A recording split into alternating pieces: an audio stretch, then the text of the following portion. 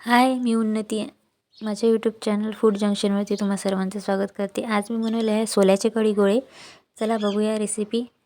कढी गोळे बनवण्यासाठी मी घेतलेलं आहे ताकामध्ये टाकलेलं आहे 2 चम्मच बेसन आणि 1 चम्मच मीठ, 1 चम्मच हळद आणि थोडासा सांबार. छानसं असं आपलं मिक्सचर तयार करून घेतलेलं आहे आणि त्याला साईडला ठेवून देणार आहे. त्यानंतर मी बनवणार आहे गोळे खूप जणांचे असं म्हणतात की फुटून जातात, कढीमध्ये पूर्ण मिक्स होऊन जातात. काय करणार होतच नाही व्यवस्थित कढी गोळे आपले. तर मी सांगते तुम्हाला कढी गोळे कसे करायचे छान व्यवस्थित. इथे मी दाणे घेतलेले आहे, छान भाजून घेतलेले आहे. मिरच्या घेतलेल्या आहे, मिरच्या पण सुद्धा भाजून घेतलेल्या आहे छान. मिरच्या, दाणे, जिरं, मीठ आणि सांबार छान मिक्सरमधून काढून घेणार आहे. बघू शकता तुम्ही मिक्सरमधून काढलेलं आहे. त्यामध्ये मी मेथी टाकणार आहे, सांबार टाकणार आहे आणि त्यामध्ये थोडं मी जिरं, मीठ आणि तिखट टाकणार आहे. बघू शकता तुम्ही समोर 2 चम्मच आणखी बेसन टाकणार आहे. बेसन टाकल्यावरती छानसं गोळा तयार करून घेणार आहे आणि आपले जे बॉल्स आहेत गोळे ते तयार करून घेणार आहे. बघू शकता तुम्ही छानसे गोळे तयार झालेले आहे आपले. याला मी स्टीम करणार आहे. हे सर्वात मेन आहे की स्टीम करून घ्यायचे आहे आपल्याला गोळे. स्टीम करण्यासाठी मी भांडं आधीच ठेवून दिलेलं होतं. छान आपली वाफ काढून घेतलेली आहे. त्यामध्ये एक एक करून सगळं गोळे ठेवून देणार आहे. 10 मिनटं तरी आपली स्टीम करायचे आहेत गोळे आपल्याला. छान असे नरम गोळे होतात, पण थोड्या वेळ त्याला 10 मिनटं तरी थंड होऊ द्यायचं आहे.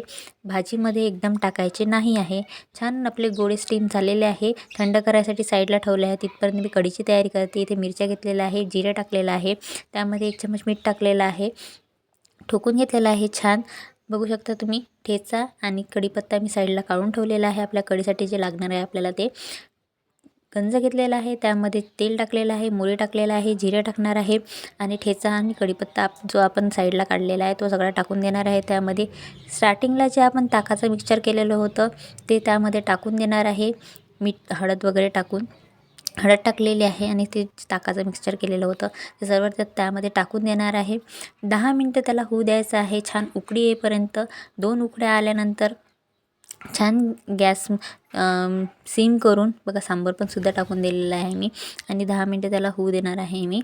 छान उकळी आल्यानंतर तुम्हाला जर गरम जेवायचं असेल तर तुम्ही 10 मिनटानंतर त्यामध्ये गोळे जे आहे आपले बनवलेले ते टाकू शकता. जर तुम्हाला जेवण लेट करायचं असेल तर तुम्ही साईडला कढी ठेवून द्यायची आहे, गोळे पण साईडला ठेवून द्यायचे आहे.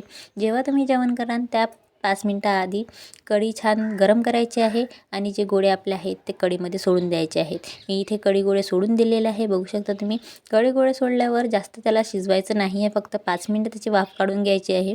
गोळे 5 मिनटं वाफ काढून घेतल्यानंतर छान असे नरम होऊन जातात. बघू शकता तुम्ही वरती आलेले आहे, गोल फिरत आहे. खूप छान असे कढी गोळे तयार होतात आपले. गरम खायला घ्या. व्हिडिओ आवडला असेल तर व्हिडिओला लाईक करा.